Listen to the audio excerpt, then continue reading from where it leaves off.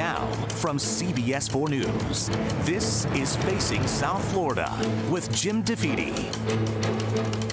Good morning, I'm Jim DeFede, and welcome to Facing South Florida. We've got a good show for you this morning. Later, I'll be joined by Mary Barzee Flores, the Democratic candidate who is now challenging longtime Republican Congressman Mario Diaz-Balart. But first, an issue that has been an ongoing problem in Miami Dade County for more than 10 years. Sex offenders forced into homelessness by a law that bars them from residing within 2,500 feet of a school. Now, these are sex offenders who were convicted of a crime against a child, served their sentence, and are now back in society. You may remember back in 2009 when Miami-Dade was embarrassed nationally in the press because the law had created a camp of homeless sex offenders under the Julia Tuttle Causeway.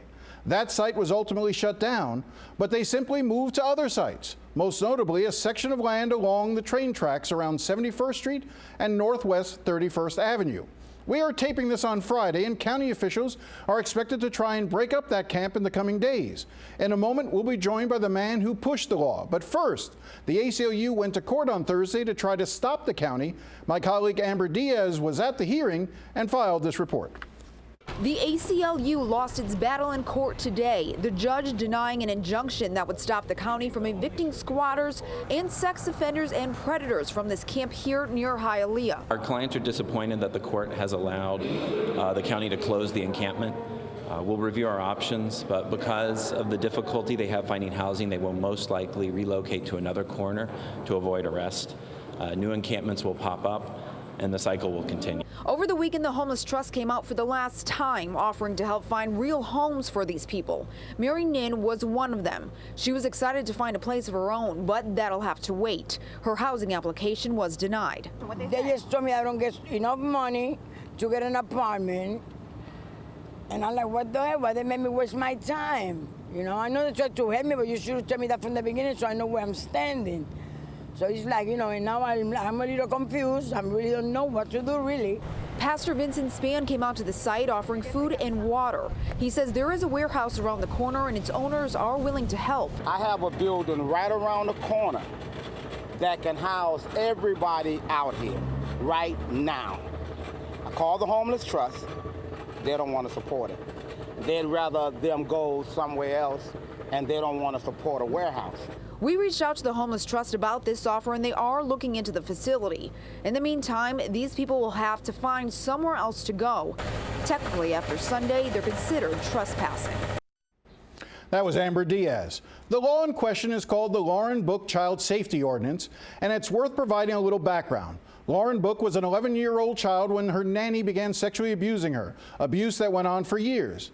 As an adult, Lauren has become an advocate for children and is now a state senator. Her father is Ron Book, one of the most powerful and well-connected lobbyists in the state. Ron Book took all of his anger and rage and guilt and used that one weapon that he could wield, the ability to get elected officials to do what he wants. So in 2005, he started pushing this law, first in Miami Beach, then across both Dade and Broward. He remains a strong advocate for the law, and he joins us now. Ron, thank you for coming in. Good morning, Jim. So nice a quick correction, you caught it.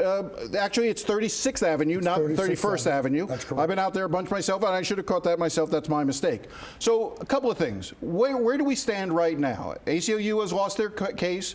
Where do things stand right now in terms of what's going to happen in the next few days? Well, first of all, you had a health crisis on that property. You have people that have been living there for 4 years. Allegedly, there are 270 people that are registered there. There have never been more than 100 who have put their heads on pillows or whatever they sleep on at night. They're on the site. Where are those other 170? Nobody really knows. They've registered that as an address. Society determined way long ago that if you commit a crime, a sexual deviant act against a child, and you are convicted of it, we're going to treat you differently. Society determined that well before now. One of those conditions is you have to register where you live. You can live homeless in our community or any other community in our state. Courts have said that. You got to list the street you're living on and the closest cross street. 170 people or more are not living where they say they are. What's going to happen? The encampment has been broken up at this point. People have been pushed to move on to live somewhere else. The Homeless Trust started in August of 2017, making it extremely clear on over a dozen nighttime visits out to the encampment, where we started at 8 o'clock at night and worked until after midnight, processing individuals, encouraging them to help us help them by finding housing that we would help facilitate the costs on. First month, last month, a month rent, in certain circumstances, depending on their economics and their employability, maybe a month or two additional. All right, so let's talk about the law itself. First, let's just establish one thing. The law is called the Lauren Book Child Safety Ordinance. You acknowledge, though, that this ordinance would have done nothing to have protected your daughter, correct? No, I would agree with that. That's okay. correct. And we've never said otherwise. Okay, but no, but usually when laws are passed with somebody's name, it's because it would have helped that person. We didn't put her name on the act. Commissioner Diaz chose to put her name on the act, and the county commission. We didn't advocate for that. So that's first of all. Second of all, I want to correct something else you've said. Sure. And you've now said it twice in the first 3 minutes of this. You've said that the act has caused their homelessness, that the act is what has created the situation. That is not at all correct, Jim. What created the situation is their criminal act. The fact that they had sexually deviant activities with young children. That makes their act the cause of their circumstance. So let's just go. They like to blame everybody else and everything else for their plight. So tell me right now, cite me the study that says that a 2,500-foot residency requirement keeps children safe. Tell me the study. Well, first of all, there are experts around the country, and when what the study? ACLU's latest case, which they've lost repeatedly, they have now found another way to weasel their way into court. So Ron, you don't have a study. There are plenty of studies, Jim. There are plenty. You didn't ask me to bring studies. So let me ask you this. So here we are right here. So 2006. Jim, by the way, let's stop for a second. In the only case on residency restrictions to be litigated to the United States Supreme Court is the case out of Iowa. Let me finish. Right. The experts for the John Does, the predators, their own experts said they can't and they won't ever testify that their individuals that they've counseled won't commit another sexual deviant act. So in Iowa, let's talk about Iowa. In 2006, the county prosecutors issued a finding. Here was their finding. Research shows that there is no correlation between residency restrictions and reducing sex offenses against children or improving safety. Residency restrictions are intended to reduce sex crimes against children by strangers who seek children who they covet locations. These crimes are tragic but very rare. In fact, 80-90% of sex crimes against children are committed by relatives or acquaintances, just as in the case of yours. You love and trust. So residency doesn't do anything. At the end of the day, that's just not true, Jim. If you put predators and offenders in close proximity to kids, they look for their next victim. Their own expert. Where is the study? It's in the Iowa decision. Department of Justice. The appellate court decision. Ron, let me just read this. U.S. Department of Justice. This was their conclusion. The evidence is fairly clear that residence restrictions are not effective. In fact, the research suggests that residence restrictions may actually increase offender risk by undermining the ability and stability of offenders to obtain housing, work, and family support. That's the Department of Justice. Kansas. They did a study themselves. Although resident restrictions appear to have strong public support, the board found no evidence to support its efficacy. It's imperative that policymakers enact laws that will actually make the public safe and not to giving laws that give them a false sense of security. Let's just be clear. I repeat, nobody has ever said a residency restriction creates any kind of anything other than it is a piece of a puzzle. It is the aggregation of laws that protect people. And at the end of the day, a little common sense is necessary. A little common sense that says that you should not put predators, people who have a hardwire problem.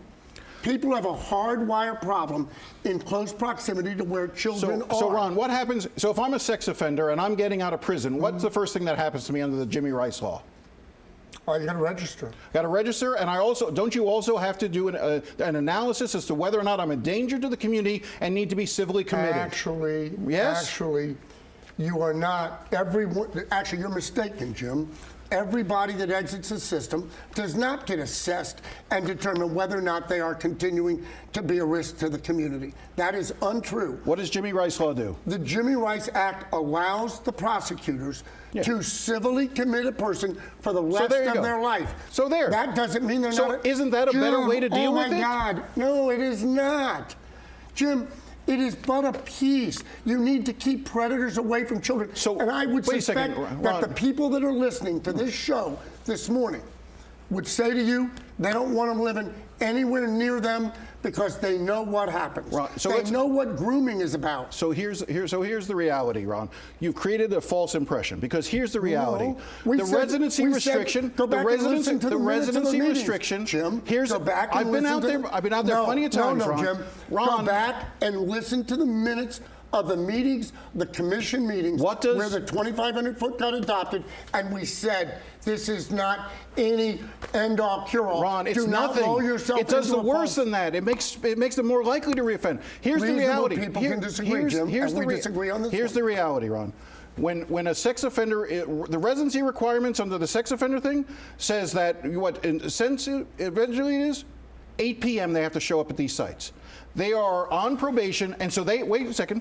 Their residence is determined as to where they sleep. That's right. So they end up spending their day. They can spend their day anywhere they want, and then at 8 p.m. or 10 p.m., depending on their rules, they cannot. Actually, Jim, 10 years ago they laughed about that, and so what we did was we came back with the loitering.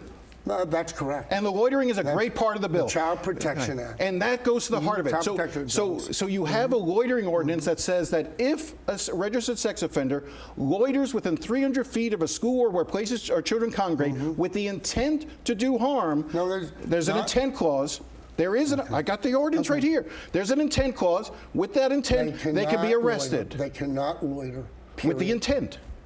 Okay. I don't believe intent has ever been a component of arresting them for loitering around those places, because it is assumed, presumed, and understood that if they're there to scout out their next intended victim. It is unlawful for any sex offender or sexual predator to loiter or prowl with the intent to commit a sexual offense as listed in 21-80. It says it right here in the ordinance. Jim, with the intent. Offender, they have an entire section on intent. That's right, and that's right. So then I was right, you were wrong. Jim, at the end of the day, everybody understands that a predator who has been convicted is always out looking for their next victim. Are all sex offenders predators, or is predator? No. So you do this, Ron. You do this, Ron. You intermingle the two terms often. Well, actually, prosecutors and public defenders do exactly the same thing. But let's be specific with the language. Not all sex offenders are predators, correct? All sex offenders and all predators are not created equal. That would be correct. So you create a blanket proposal that says 2,500 feet. Does the 2,500 foot rule come with? Is there a scientific basis for the 2,500 foot rule? Actually, it met the rational basis test completely. Can you but tell what was me? The scientific can study? you tell me if it's a requirement in every jurisdiction in Florida to cite a restaurant with a liquor license, a bar, a tavern?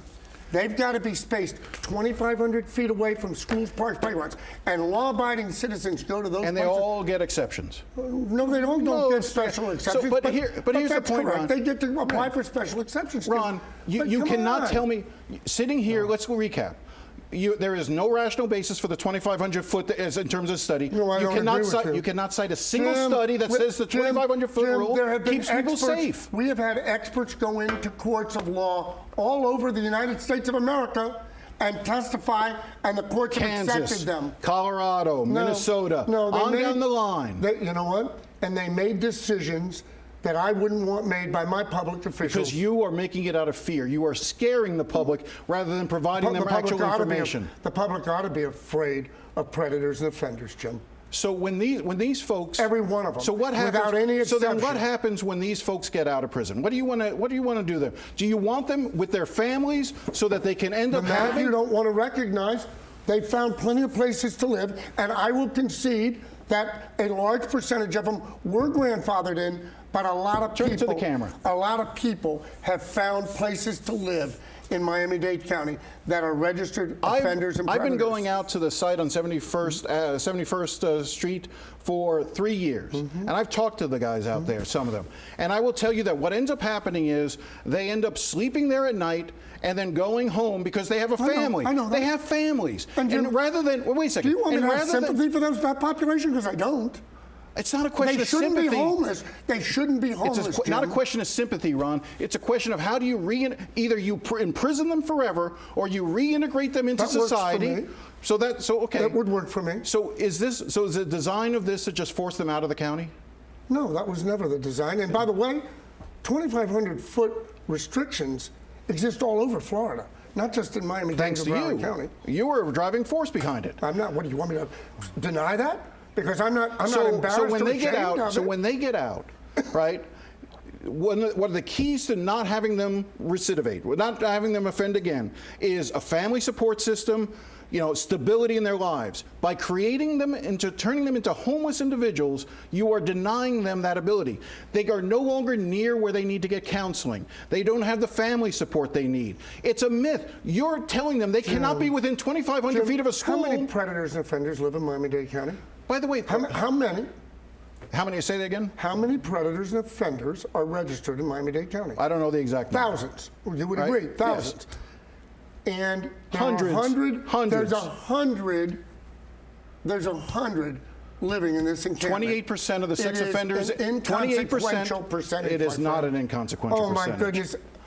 Jim, you admit that there are thousands that live in Miami-Dade County that have housing. That are grandfathered because before the law. People. Jim, the Department of Corrections, by their own admission in a conference call this morning, release hundreds every month into our community. Either we treat them and deal with them in a real way, or you just create the scare that you've done with this.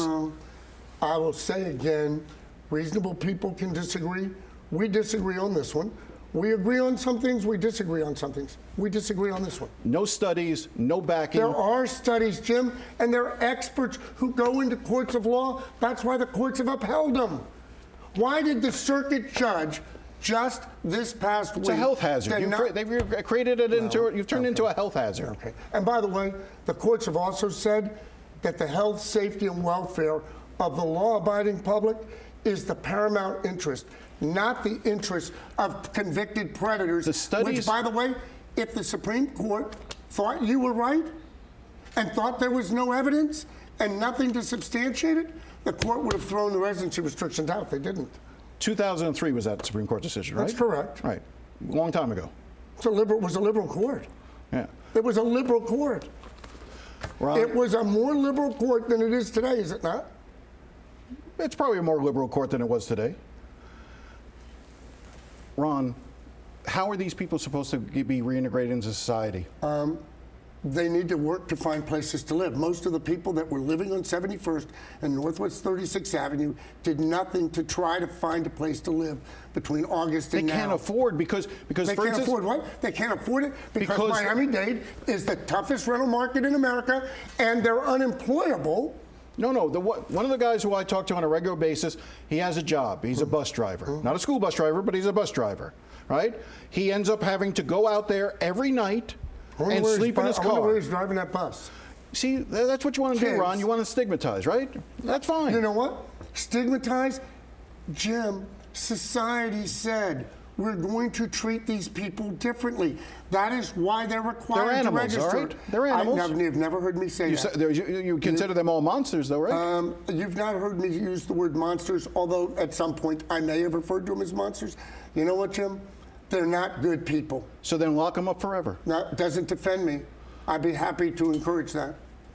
Because that's the real alternative. By the way, that was what the law used to be. Lock them away forever. That's correct. Right. They're a danger to our children. Ron, thank you very much for coming in. It's always a pleasure.